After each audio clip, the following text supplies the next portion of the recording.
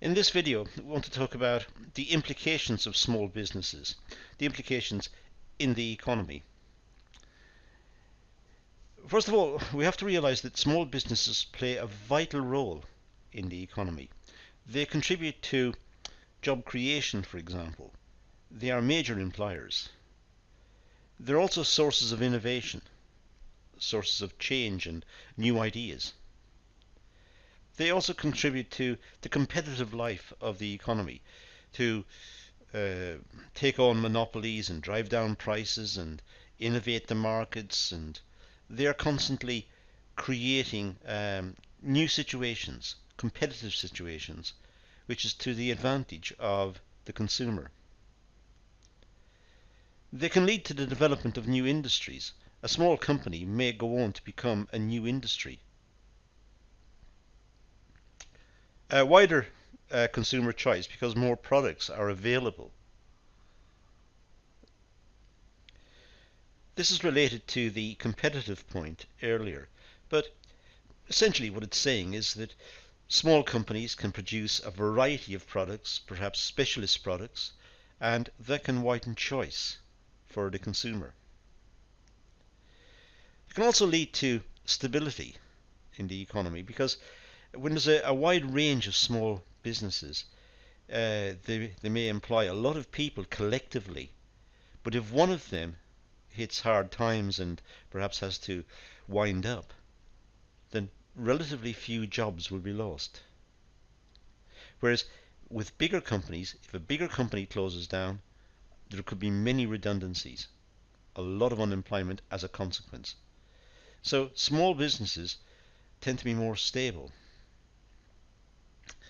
They also have a reputation for providing specialist and personal services. Barbershops, hairdressers, tailors. So many small companies provide very specialist services that the bigger companies don't find worthwhile or they're not interested in. So to that end, as consumers, we benefit from having small businesses. The following are some of the main differences between small and large businesses. First of all, culture, and I'll talk about these in the coming slides. Influence, resources, ambition.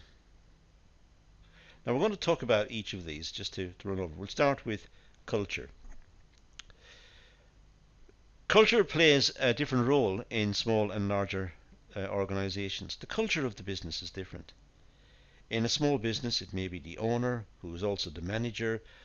He or she will know his or her workforce. They will know the customers, perhaps. They may know them by first name. It's much more friendly and much more personal way of working. So the culture is much more attuned to almost family life.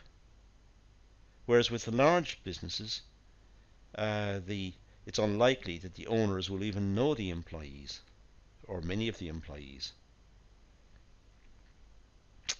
In smaller organizations, culture is portrayed through the needs, desires, abilities of the owner.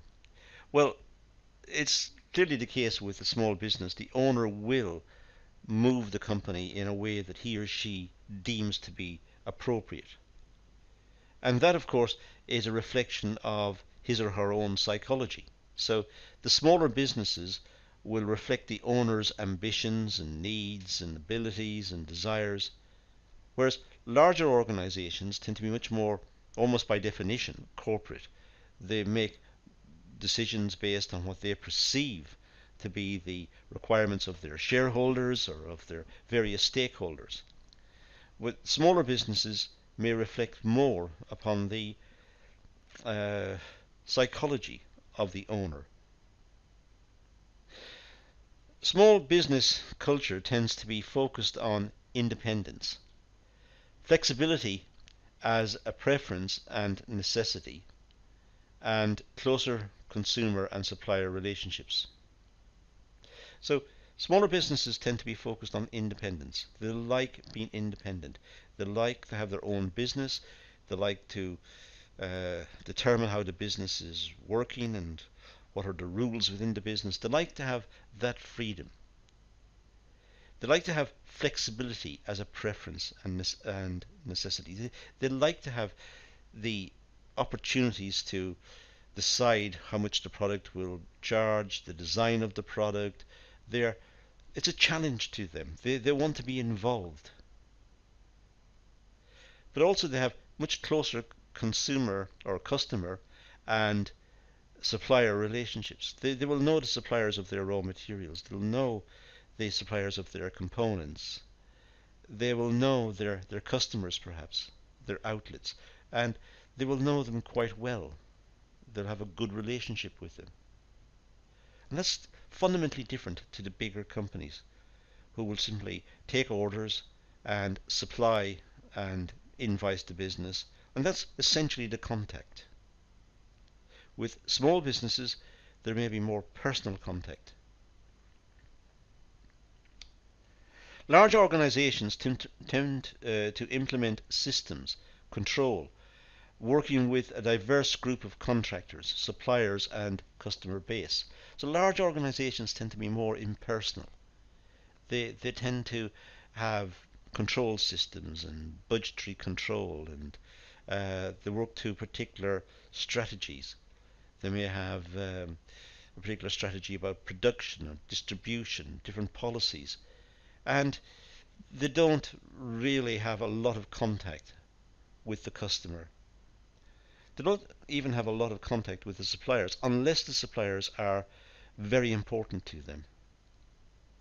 So larger organizations tend to run on a radically different base to the small businesses. There is a greater need to plan for uncertainties and future planning for long-term strategies. With large businesses, there is a problem about making sure that their budgets are in place and their plans are in place and so on. For smaller businesses, they tend to have more flexibility.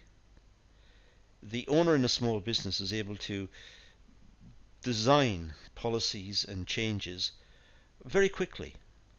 Just think about them and design them, and think about how to shift the business from one position to the next. It can be done almost instantaneously. Depends on the size of the business, but it can be done very quickly. Larger organizations are much more unwieldy. There has to be meetings and discussions and planning sessions, and so it's a lot more rigid for larger organizations.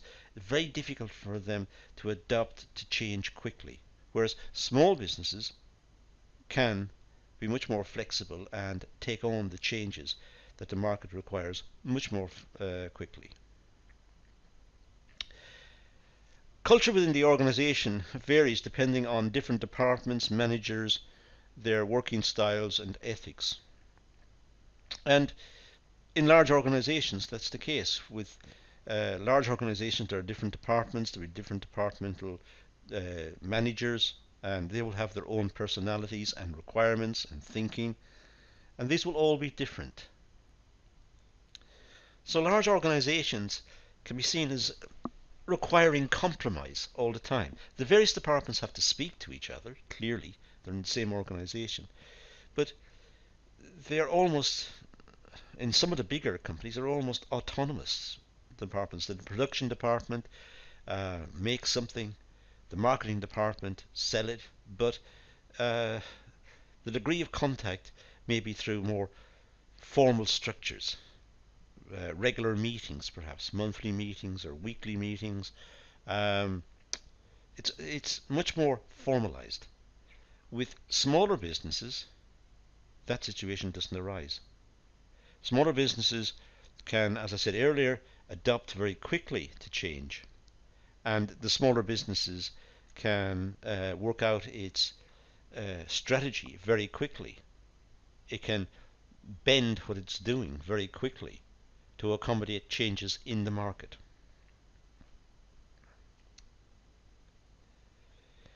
Now, influence. Well, small businesses have little influence and control over their environment and markets.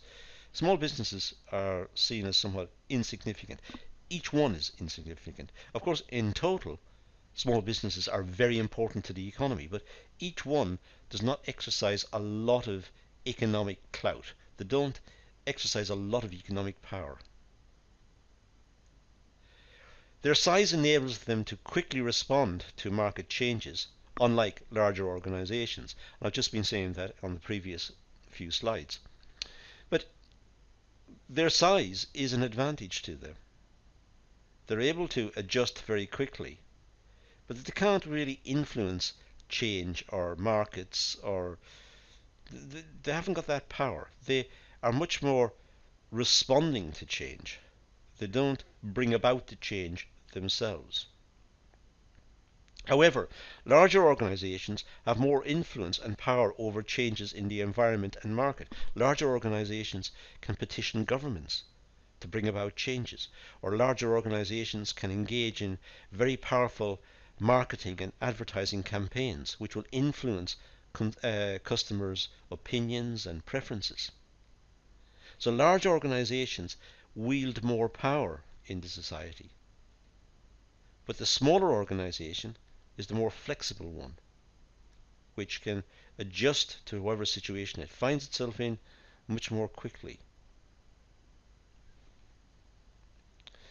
Factors such as distribution channels cannot be influenced by small businesses.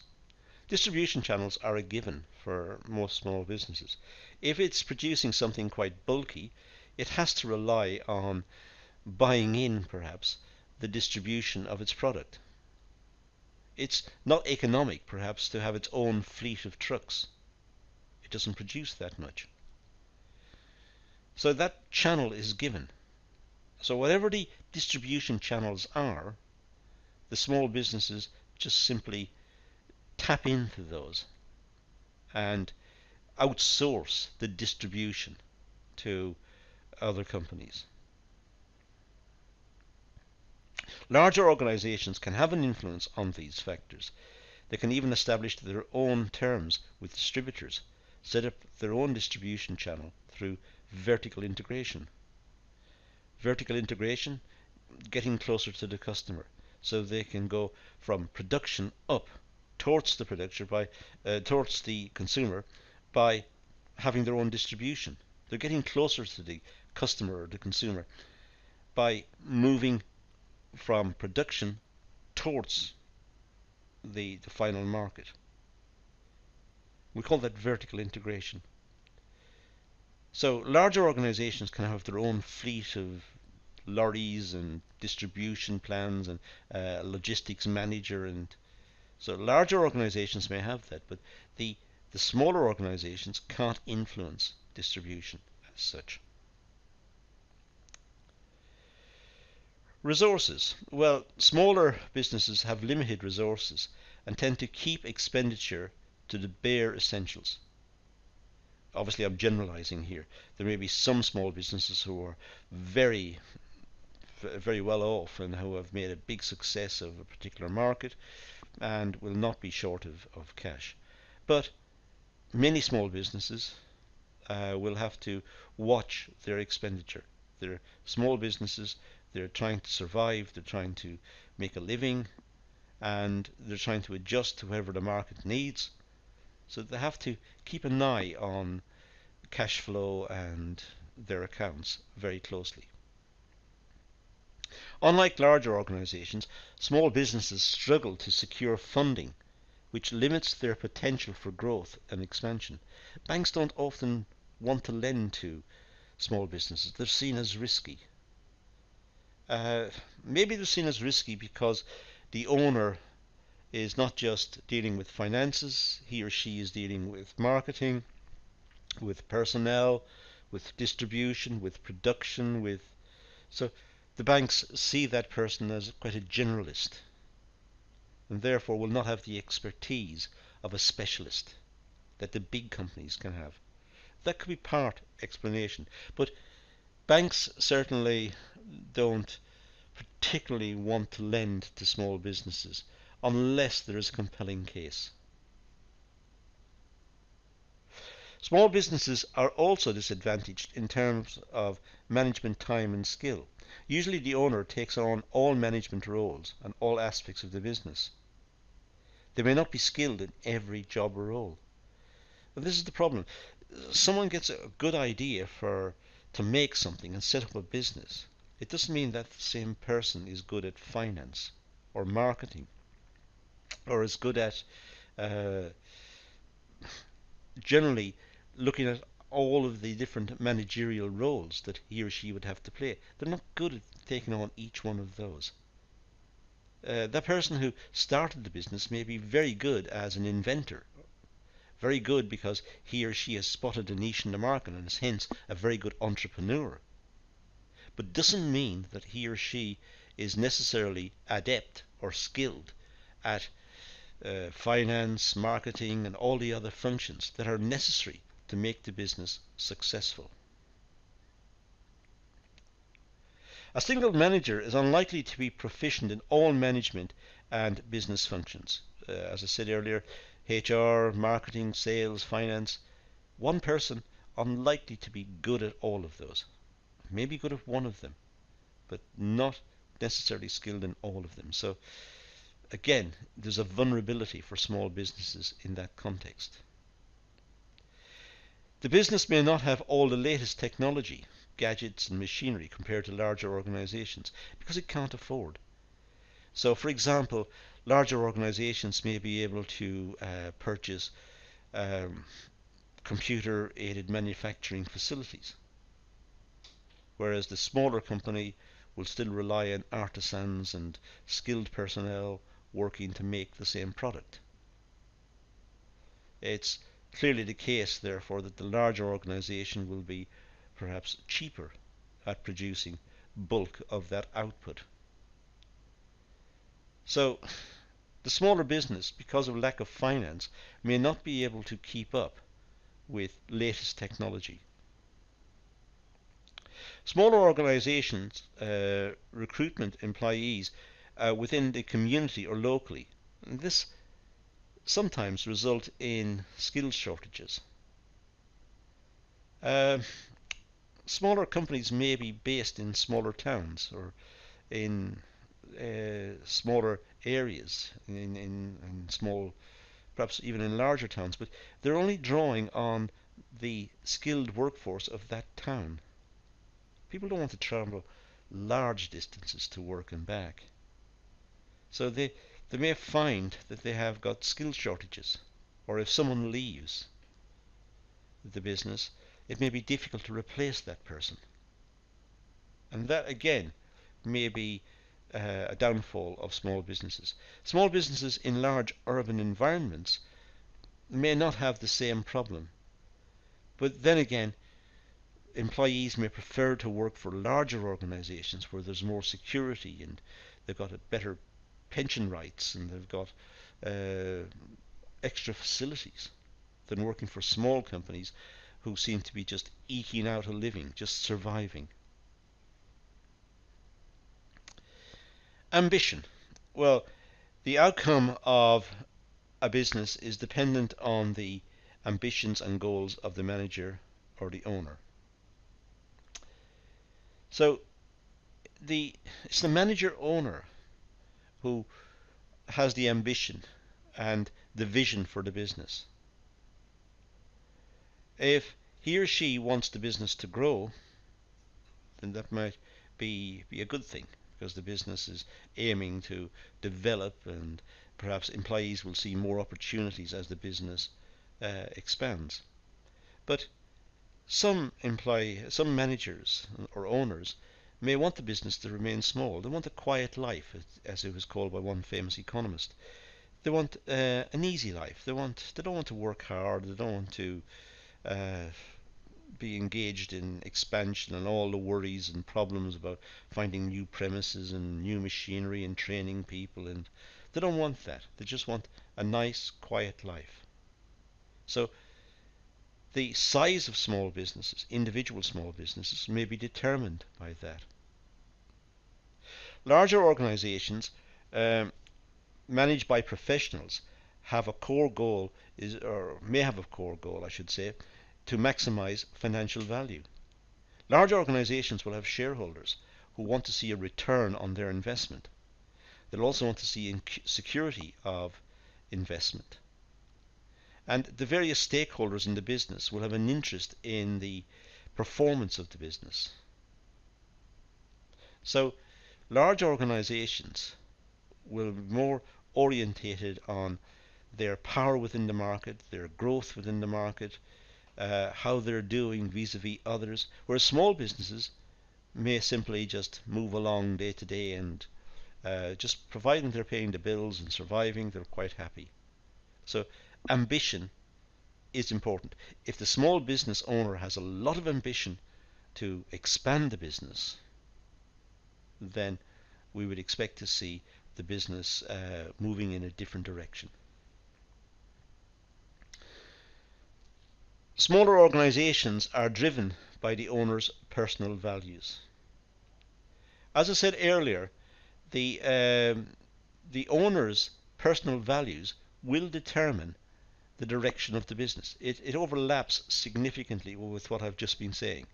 The owner's personal values for growth, for survival of the business, all of these will come into play in terms of the policies that they will institute as to whether the business will get bigger, stay the same size, or even contract.